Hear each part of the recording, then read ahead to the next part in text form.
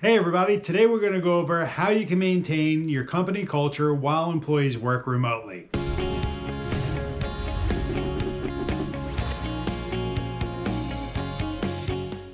The first thing I'd like to do is discuss the differences between perks and culture. Perks are, say, an espresso machine or a cappuccino machine or, say, a ping pong table in the break room. These are things that make the office environment a little more enjoyable, but they don't really boost morale. Culture is a shared sense of purpose for your employees to show up, to do better work, to take pride in the business. It's not only created by company leadership, but also evolves organically throughout time amongst the employees. Some organizations have adapted well to the new remote work environment. However, a poll by CNBC determined that 54% of employees have found it more difficult to conduct their jobs now post-pandemic. Even the top producers or star employees are having a tough time and said that they noticed a lack in community and work environment. So here are 5 ways that you can maintain a good work environment in today's atypical landscape. Over-communication is very important right now. Having a remote workforce requires you to provide more information to the team. One of the ways you could do this is increase the frequency or information provided in your meetings. For instance, if you have a meeting every quarter, maybe have a meeting every month or even every week. The data that you usually provide, try to provide more information about the company as the individual will see less in the day-to-day.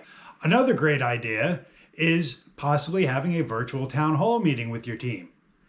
As for their input or information, get them to engage with you and the business on what's going on. If you're not a big fan of the town hall meeting or long meetings, you could also do a pre-recorded meeting and send it out to people. Discuss on a weekly basis what's going on with the company, new developments, plans to withstand the whole crisis. And if that's not even good enough, there's always written communication such as emails or texts. Staying in contact and keeping your team in the loop is very, very crucial throughout this time. Number 2 is online team building.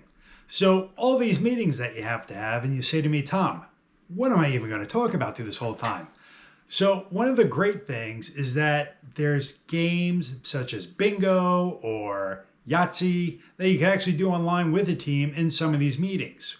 I'm going to post a link below to 10 of the virtual games that you could play with your team members just to keep them interacting with each other and to maintain a healthy company culture. Number 3 is also a big one. Might be difficult for some, but relaxing some of the traditional rules with the business. This is due to the fact that every individual employee is going to be going through a different set of circumstances.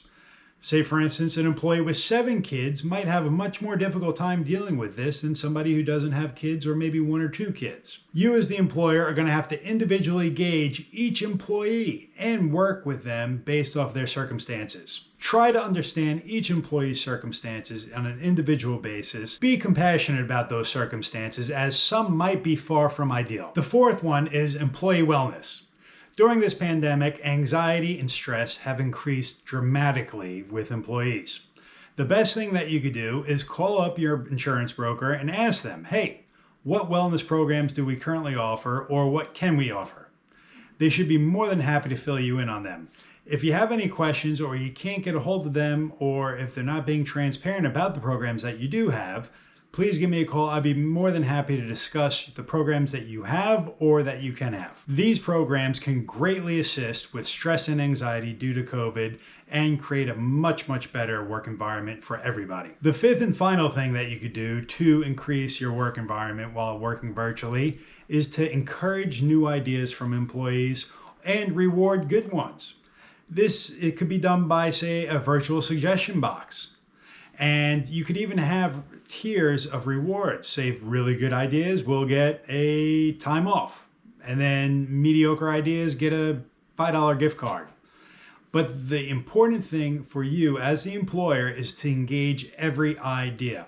Make sure that every employee knows that even though they're away from the office right now and it is a virtual submission, they are being heard by management. These are trying times right now, but we will get through them because we live in the greatest country in the world. I hope these topics will help you and your business. But like I said before, if you have any questions about any of the topics or how to implement them, please feel free to give me a call and I'll be happy to discuss with you. Take care, and remember, a happy business is a profitable business.